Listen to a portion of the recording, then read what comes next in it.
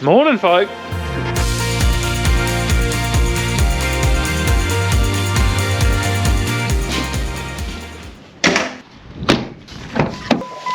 All right, everyone, how are we all? Welcome back to the farm. I've been up early this morning. I've already been out, done a tank full of chemical, just trying to race the wind this morning because it's starting to already get quite windy out there, and looks like we may be getting a little bit more rain tomorrow. Nothing much, not a huge amount, maybe 5 to 10 millimeters or something, but we had the agronomist out yesterday and he's given me a few more jobs to do in the sprayer, so I'll just give you guys a quick update of where we're at and what we've got to do there. Rightio, so first thing I did this morning, I was just up in this paddock on the side of the hill here spraying out some box of gold on some barley because the ryegrass is coming through thick and fast now, and there's a reason why they call it July grass, because we're in July and it is coming strong. It is starting to look pretty ugly in there. Looked good early on, but unfortunately as you get rain and winter wears on, more and more of it tends to grow. So box of gold is about the only thing that we can do in there to try and help control ryegrass. So we put a bit of that out. We did a paddock up here a while ago as well with it. Yeah, anyway, we'll see how it all pans out. It's going to be a bit ugly, I think, come harvest time, but here's what it is when you go and dry seed it. But the other thing that I was concerned about, this paddock here we harvested vetch out of last year, and it was the last thing that we pretty well did or harvested, and the longer vetch sits there ripe, the more of it that just sort of shells out.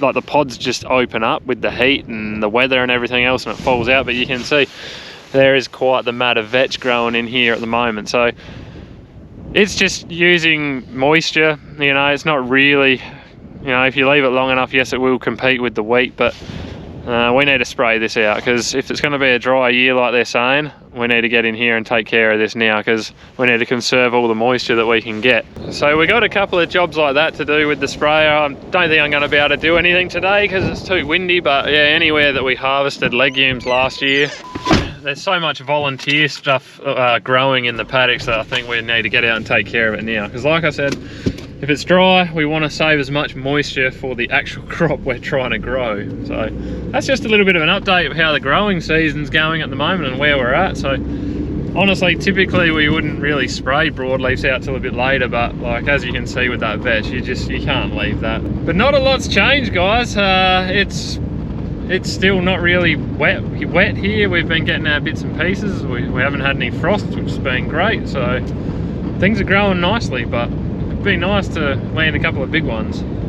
Rightio, so we do have a truck coming to pick up a load of barley this afternoon. So we've got to get the old chassis bin loaded up so the truck can fill out of there. We'll go over and get that done. Well, I'll leave you with Dad, who's getting that done.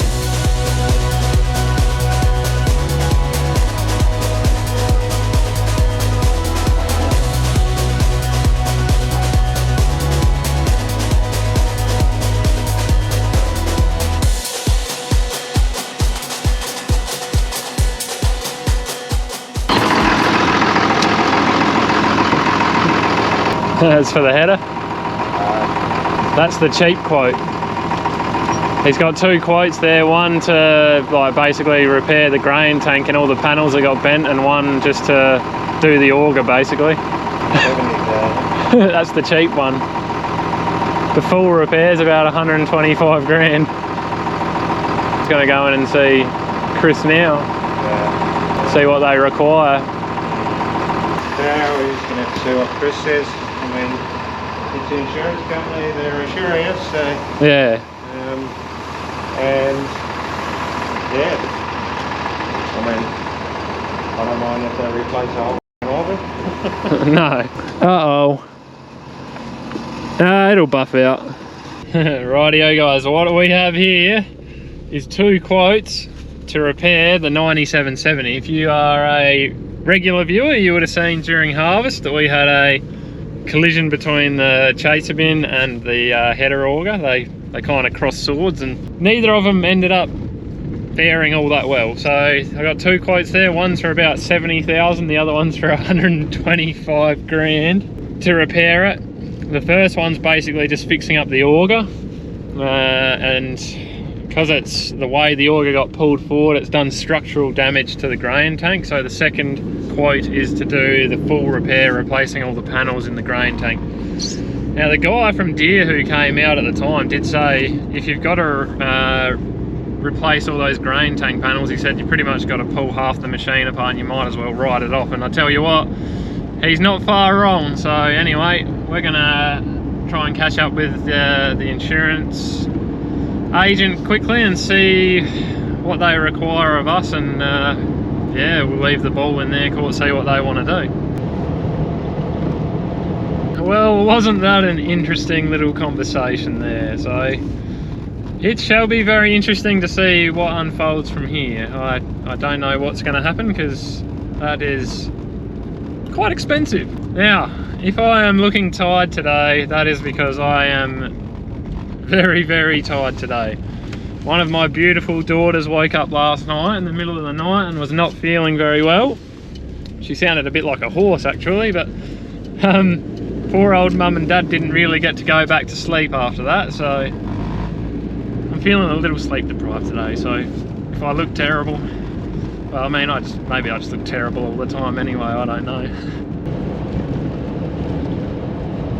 So I just had a little stroke of luck driving home then. I looked out and I saw the neighbours up the road here just towards the town. They were out rolling one of their paddocks, and well, I was out with the agronomist yesterday, which I said earlier, and I have quite the horrendous patch of ryegrass in one of my wheat paddocks, and we just decided we might cut that for hay. But generally if someone's going to come and cut hay, they like the paddock to be rolled so there's no rocks or anything. And I rang him and I said, hey, why you got the rollers on? Would you mind coming and roll that 20 hectares in my paddock? And he said, yeah, we can do that. Well, they're here now, so let's do it.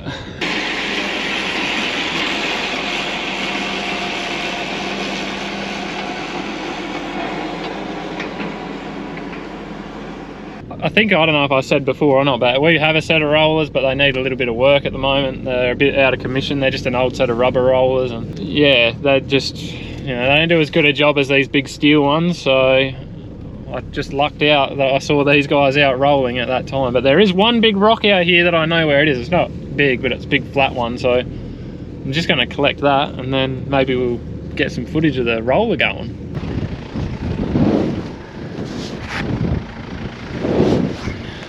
Right, here's a good reason of why we're going to cut this for hay. This here is all ryegrass, absolutely filthy, this paddock. So this is a pretty bad spot right here, but this is supposed to have come off a break here, and we're just going to end up with a massive ryegrass burden in here, or even bigger ryegrass burden. But yep, you want to see this bit here nice and clean. That's where all your pre-emergent chemicals go when you come through with the seeder, and there's just that much of it that she's growing through, so got to do something about it.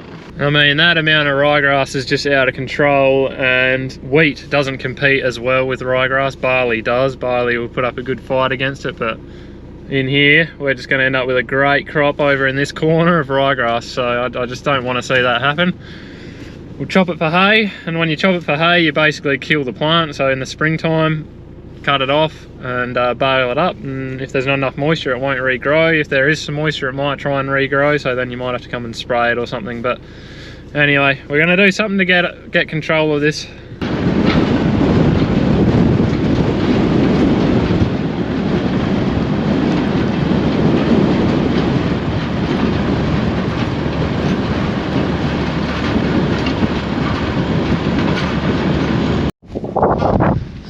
So there you go, rolled, not rolled. Just pushes it down nice and flat. Hopefully you can see that fairly well on the camera. Hopefully you can see my lovely ryegrass too.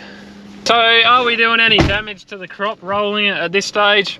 No, not really. It's pretty small. You know, it's growing up out of the furrows. You can see it's still blowing around in the wind, still looks pretty right. So obviously you don't want to let it get too late, but you know, this is still perfectly fine to roll.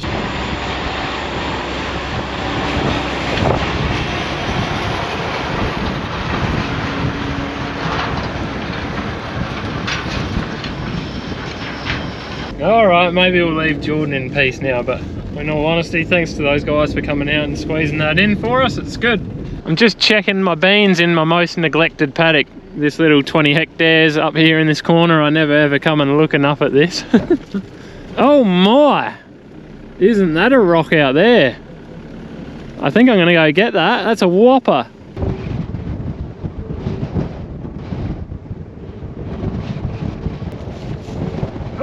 The roller doesn't always get him.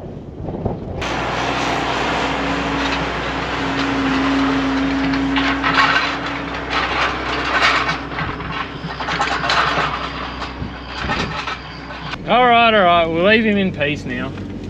But that's a serious bit of kit. Oh.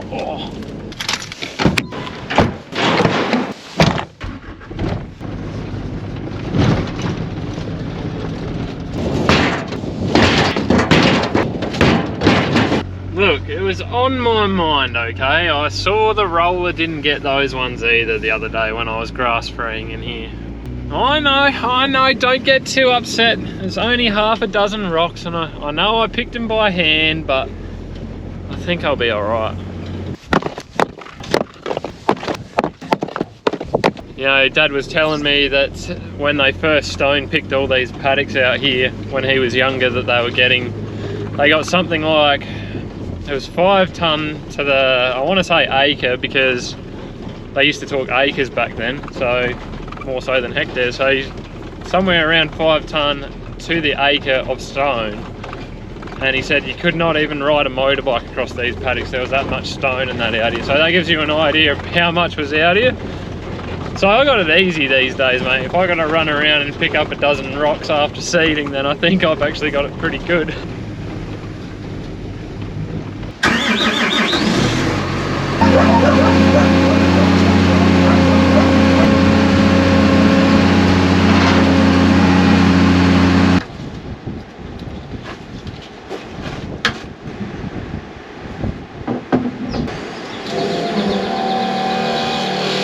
Fueling. Looking a bit wintry out there at the moment.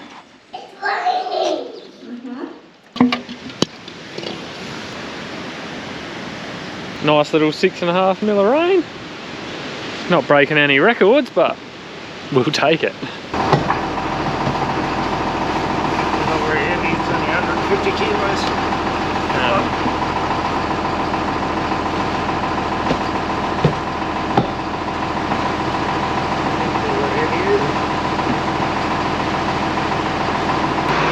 Selling wool.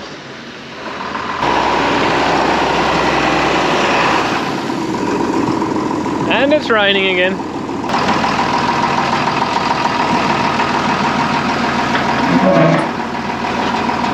He was going to run that into town, but I suspect he won't now.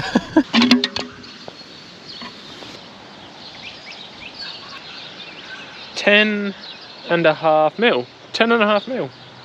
That appears to be a good rain for us this year.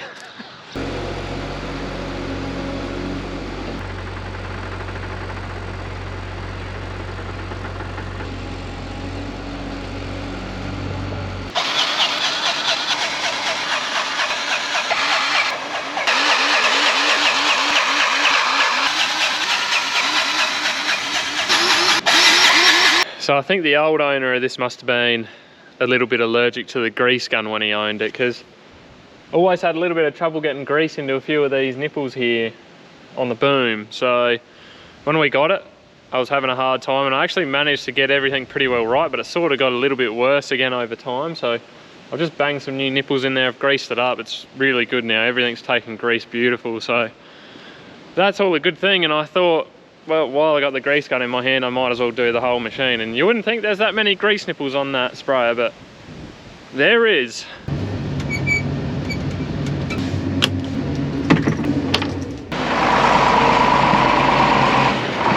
Well, we are back in the loader, and when I told you guys that this thing was neglected,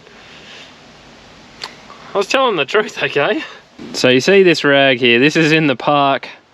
This is in here to stop us moving the gear lever to park, because when we were during the middle of seeding, something happened here, and every time you move this into park, and then you try and take it back out, it stays in park. So I need to try and figure out what's going on here and get some parts organised so we have a park brake again. Because right now we're just using the, lucky it's got a loader on it, so we just put the loader on the ground to stop it from moving, but that's not really ideal.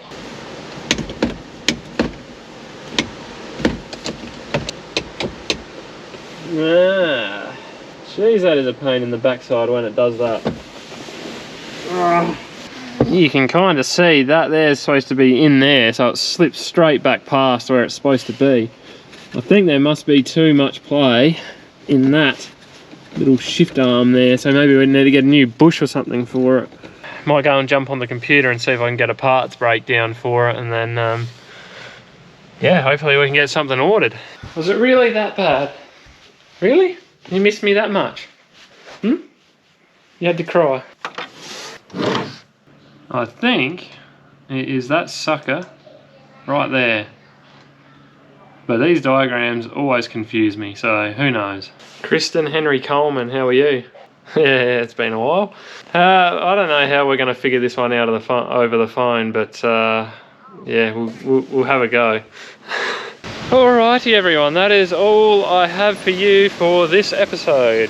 Thank you very much for watching. If you're not subscribed, please consider subscribing because that really helps me out. And see you all in the next one. Have a good one.